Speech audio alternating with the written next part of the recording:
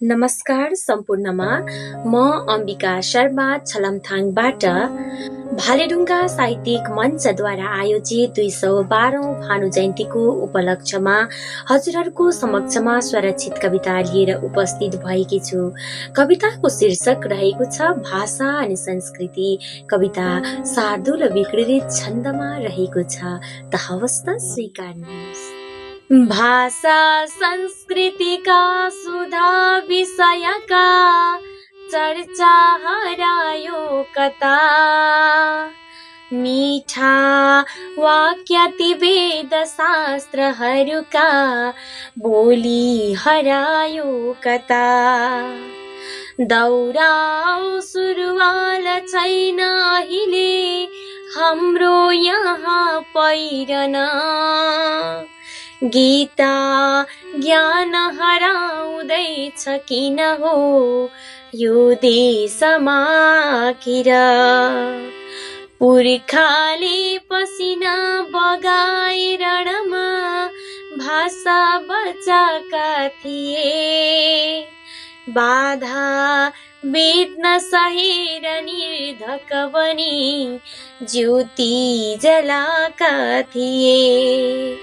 अहिले नष्ट हुँदैछ विजय नै पाश्चात्य आएपछि, भाषा आफ्नो भुलेर व्यक्ति सबले पाश्चात्य गाएपछि।